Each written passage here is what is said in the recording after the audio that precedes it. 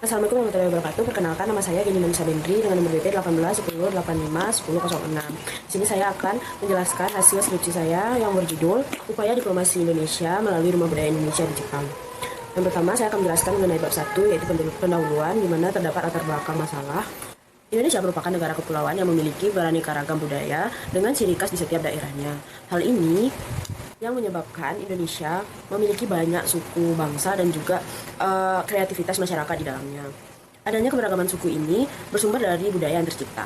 Maka dari itu, budaya dijadikan sebuah objek untuk menarik minat masyarakat lain terhadap suatu negara, dan budaya dijadikan sebagai alat diplomasi suatu negara ke negara lain.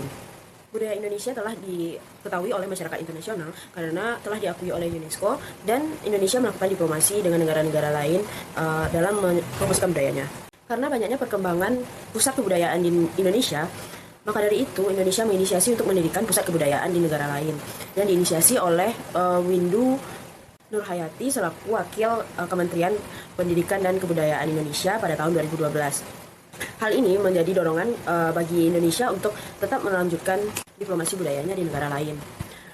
Maka dari itu didirikanlah sebuah pusat kebudayaan yang dinamakan Rumah Budaya Indonesia pada tahun 2012. RBI merupakan sebuah upaya yang dilakukan oleh Indonesia untuk memperkenalkan dan mempromosikan budaya Indonesia kepada negara lain, di mana negara yang dilakukan RBI kali ini telah berjumlah 10 negara. Salah satu negara yang dipilih oleh Indonesia untuk mendirikan Rumah Budaya Indonesia adalah Jepang. Jepang dipilih karena memiliki sejarah yang panjang dan hubungan bilateral yang cukup panjang dengan Indonesia. Namun masyarakat Jepang tidak terlalu mengetahui budaya Indonesia secara keseluruhan. Maka dari itu, melalui PPI Jepang, Indonesia mengenalkan beberapa budaya Indonesia melalui festival-festival yang diadakan di Jepang. Melihat tingginya antusias masyarakat Jepang terhadap budaya Indonesia, maka dari itu Kemendikbud Indonesia mendirikan Rumah Budaya Indonesia yang diresmikan pada tanggal 19 Agustus 2017. Rumah Budaya Indonesia ini menjadi sarana yang diharapkan efektif untuk menyebarkan budaya Indonesia. Indonesia memilih Jepang sebagai negara untuk melakukan diplomasi budaya karena Jepang merupakan salah satu budaya yang memiliki multikultural yang sama dengan Indonesia. Kemudian Jepang merupakan sebuah negara yang memiliki perekonomian yang tinggi dan merupakan negara kedua yang memberikan investor kepada perusahaan-perusahaan Indonesia. Maka dari itu, adanya Rumah Budaya Indonesia di Jepang ini dapat meningkatkan pariwisata Indonesia dengan adanya kunjungan wisatawan Jepang ke Indonesia. Maka dari itu, dari paparan di atas latar belakang tersebut, Rumah Budaya Indonesia dapat disimpulkan sebagai upaya yang dilakukan oleh Indonesia dalam mempromosikan budaya Indonesia kepada masyarakat Jepang agar masyarakat Jepang memiliki kesepahaman yang sama dengan Indonesia mengenai budaya Indonesia. Kemudian terdapat rumusan masalah dalam penelitian ini, yaitu masyarakat Jepang yang sebelumnya belum mengenal budaya Indonesia terlalu dalam telah dengan adanya Rumah Budaya Indonesia membantu masyarakat Jepang untuk mengetahui informasi mengenai budaya Indonesia secara lebih detail dari sebelumnya. Dan dengan adanya Rumah Budaya ini dapat membantu Indonesia dalam konteks pariwisata dengan adanya kenaikan wisatawan Jepang yang berkunjung ke Indonesia, yang mana akan meningkatkan devisa negara dan menjadikan perekonomian Indonesia lebih meningkat dari sebelumnya. Pertanyaan penelitian yang diajukan dari penelitian ini yaitu bagaimana upaya yang dilakukan oleh Indonesia dalam melakukan diplomasi budaya Indonesia melalui Rumah Budaya Indonesia di Jepang. Tujuan penelitian adalah untuk mendeskripsikan bagaimana upaya yang dilakukan oleh Indonesia melalui Rumah Budaya Indonesia di Jepang dalam mempromosikan budaya Indonesia. Kemudian terdapat manfaat penelitian yang terbagi atas manfaat akademis dan manfaat praktis. Untuk manfaat akademis, yaitu penelitian ini diharapkan menjadi referensi dalam studi hubungan internasional. Sedangkan manfaat praktis, yaitu penelitian ini diharapkan dapat menjadi bahan pertimbangan atau evaluasi program oleh pihak-pihak yang berkepentingan, seperti Kemendikbud, Kemenlu, Dinas Kebudayaan. Untuk tinjauan pustaka, penelitian ini menggunakan 5 sumber, yaitu yang pertama, Rumah Budaya Indonesia, Cultural Promotion in Globalization, yang kedua yaitu Interaction of Music as a Soft Power in the Dimension of Cultural Diplomacy Between Indonesia and Thailand, yang dituliskan oleh Sumasa Jamnongsan. Yang ketiga adalah Diplomasi Kebudayaan Pemerintah Indonesia melalui program Kemendikbud di Perancis, yang ditulis oleh Tirza Angel Priscilla. Dan untuk yang selanjutnya adalah tulisan dari Catherine McDonald yang berjudul Expression and Emotion, Cultural Diplomacy and Nation Branding in the New Zealand. Kemudian yang terakhir yaitu tulisan yang berjudul Strategi Indonesia Menggunakan Rumah Budaya Indonesia sebagai Sarana Diplomasi Kebudayaan Terhadap Jerman, yang ditulis oleh Berta Pramestiuza. Untuk kerangka konsep, penelitian ini menggunakan diplomasi kebudayaan sebagai konsep yang akan dianalisis pada pembahasan nantinya.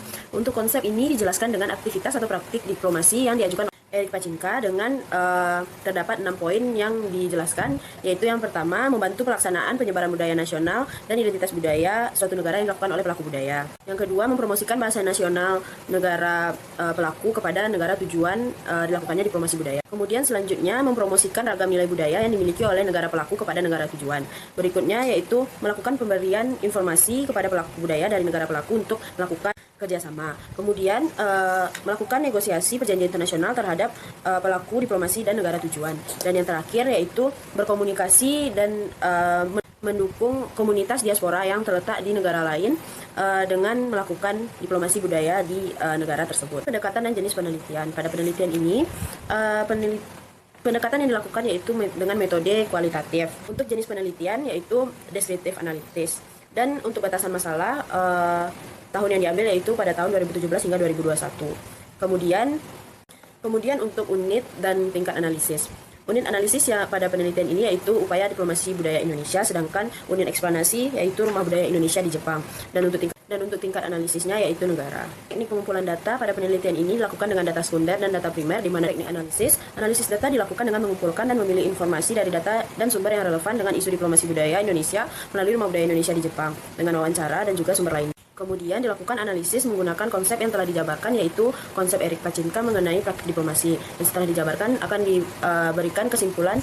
Adanya kesimpulan dapat mempermudah pembaca dan penulis dalam menjawab pertanyaan penelitian yang ada. Untuk sistematika penulisan yaitu pada bab 1 pendahuluan, bab 2 itu kepentingan Indonesia terhadap Jepang, yang bab 3 rumah budaya Indonesia, dan bab 4 upaya diplomasi budaya Indonesia melalui rumah budaya Indonesia di Jepang. Serta bab 5 yaitu penutup.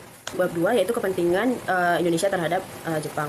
Yang pertama yaitu hubungan bilateral antara Indonesia dan Jepang. Kemunculan Jepang sebagai negara yang memiliki ekonomi yang tinggi di Asia memberikan peluang bagi Indonesia untuk bekerja sama dan menjadi arti penting bagi Indonesia. Hubungan Indonesia dan Jepang memiliki banyak sejarah yang cukup panjang. Adanya perjanjian perdamaian antara Indonesia dan Jepang membuat hubungan bilateral antar kedua negara berlangsung dengan baik dan terus berkembang tanpa mengalami hambatan yang berarti. Untuk memudahkan dalam pemetaan dinamika hubungan Indonesia dan Jepang, berikut akan dijelaskan berdasarkan era kepemimpinan yaitu Presiden SBY dan juga Jokowi. Yang pertama pada masa kepemimpinan Presiden SBY. Tahun 2008 merupakan tahun persahabatan antara Indonesia dan Jepang, di mana terjadi peringatan 50 tahun hubungan bilateral Indonesia dan Jepang. Pada tahun 2008 ini akan dilakukan berbagai kegiatan di bidang-bidang seperti pendidikan, kebudayaan, dan ekonomi yang bertujuan untuk memperluas pertukaran antara masyarakat kedua negara dan memperdalam sikap pengertian antar generasi bangsa. Hubungan ekonomi Indonesia dan Jepang semakin menguat setiap tahunnya. Hal ini dapat ditandai dengan meningkatnya volume perdagangan kedua negara. Pada tahun 2013, Presiden SBY menguatkan Indonesia dan Jepang dalam hubungan melalui pembuatan kesepakatan kerjasama dalam berbagai bidang. Pada masa kepemimpinan SBY, diplomasi dijadikan sebagai metode yang digunakan untuk mencapai kepentingan sebuah negara yang dilakukan secara damai tanpa adanya paksaan dan kekerasan. Yang kedua, hubungan Indonesia dan Jepang pada era kepemimpinan Jokowi. Hubungan Indonesia dan Jepang pada masa Jokowi masih tetap stabil, namun dalam kerjasama pembangunan negara, Jokowi lebih cenderung dekat dengan Cina dibandingkan Jepang. Hal ini dapat dikatakan sebagai hambatan terhadap hubungan diplomatik Indonesia dan Jepang karena terlihat saat Jokowi mulai membangun infrastruktur kereta cepat Jakarta-Bandung pada tahun 2015. Secara historis, Jepang merupakan negara yang pernah menjajah Indonesia, namun Jepang juga terkenal dengan negara yang menjunjung tinggi kebudayaannya di atas kebudayaan orang lain. Hal ini mendorong Indonesia untuk optimis melakukan kerjasama dengan Jepang dalam hal kebudayaan. Sikap optimis yang dimiliki Indonesia ini dilakukan dengan memiliki berbagai kerjasama dengan mendirikan rumah budaya Indonesia. Kedua yaitu kepentingan Indonesia terhadap Jepang. Indonesia melakukan kerjasama dengan Jepang secara maksimal untuk kepentingan nasional yang berdampak terhadap citra positif bagi Indonesia. Kepentingan nasional Indonesia terhadap Jepang dalam melakukan diplomasi budaya adalah untuk memberikan pemahaman dan mempromosikan budaya Indonesia melalui rumah budaya Indonesia. Terdapat beberapa kepentingan Indonesia terhadap Jepang yang dibagi menjadi 3 kepentingan. Yang pertama yaitu kepentingan ekonomi, kepentingan politik, dan kepentingan sosial budaya. 3, penelitian ini akan membahas mengenai rumah budaya Indonesia. Yang pertama, dijelaskan bagaimana diplomasi budaya Indonesia terjadi sebelum adanya rumah budaya Indonesia. Budaya telah dijadikan sebagai alat diplomasi oleh berbagai negara. Hal ini dilakukan karena daya tarik dan keunikan dari budaya tersebut. Negara-negara besar di dunia seperti Amerika dan Rusia telah melakukan diplomasi melalui budaya. Indonesia telah melakukan diplomasi budaya, namun masih dengan memperkenalkan kebudayaan dengan 1 atau 2 kebudayaan. Diplomasi budaya yang dilakukan oleh Indonesia yaitu mengikuti festival kebudayaan di dalam dan di luar negeri. Hal ini dilakukan karena Indonesia belum memiliki pusat kebudayaan di negara lain yang dapat menjadi wadah kegiatan-kegiatan budaya maupun pameran untuk mempromosikan kebudayaan Indonesia. Adanya pusat budaya dapat membantu Indonesia dalam mempromosikan kebudayaan karena masyarakat internasional akan berkunjung ke pusat kebudayaan kapanpun dibandingkan dengan melakukan festival kebudayaan yang diadakan setiap tahunnya. Maka dari itu Indonesia memutuskan untuk mendirikan pusat kebudayaan di negara lain sebagai alat diplomasi budaya yang dinamakan Rumah Budaya Indonesia. Selanjutnya mengenai Rumah Budaya Indonesia. Rumah Budaya Indonesia bertujuan untuk mempromosikan budaya Indonesia kepada negara-negara lain dalam meningkatkan citra dan apresiasi masyarakat internasional terhadap Indonesia. Adanya Rumah Budaya Indonesia diharapkan dapat mencapai kepentingan nasional Indonesia yang salah satunya untuk meningkatkan citra positif Indonesia di kancah internasional. Pembangunan rumah budaya ini harus dapat mempresentasikan Indonesia dalam bentuk budaya. Rumah Budaya Indonesia telah didirikan di 10 negara dan salah satunya berada di negara Jepang.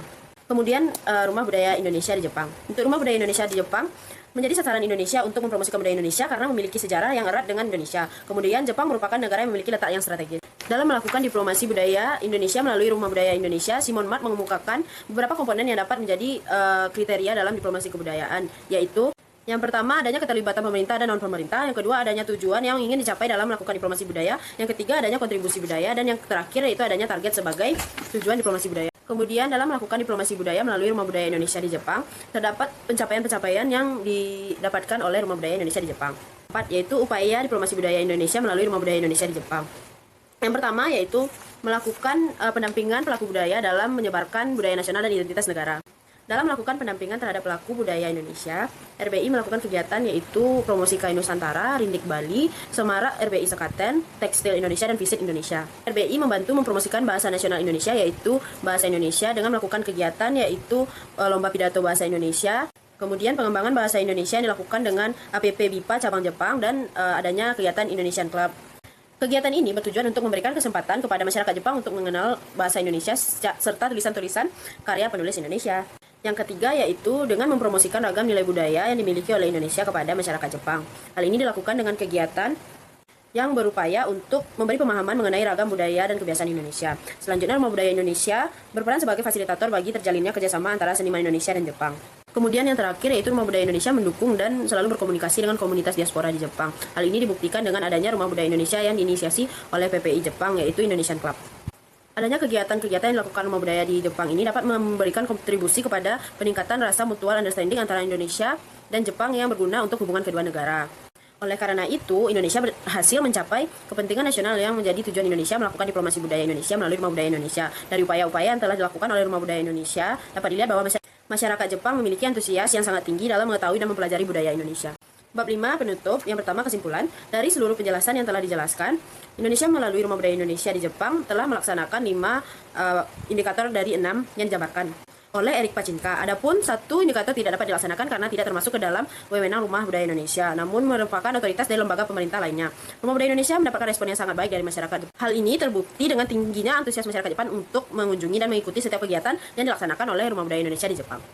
Yang kedua yaitu saran. Penulis menyadari bahwa penelitian ini masih belum sempurna, masih membutuhkan perbaikan. Namun penulis berharap penelitian ini dapat memberikan gambaran pelaksanaan diplomasi kebudayaan yang dilakukan oleh suatu negara ke negara lain untuk menjaga hubungan baik dengan negara lain untuk mencapai kepentingan nasionalnya. Adanya rumah budaya diharapkan beragam budaya Indonesia dapat dikenali oleh masyarakat di dunia dan rumah budaya dapat semakin ditingkatkan dan diperluas. Baiklah, sekian penjelasan yang saya sampaikan mengenai hasil skripsi yang saya teliti mengenai upaya diplomasi budaya Indonesia melalui Rumah Budaya Indonesia di Jepang. Diharapkan jika ada pertanyaan bisa dicantumkan di bawah. Terima kasih. Assalamualaikum warahmatullahi wabarakatuh.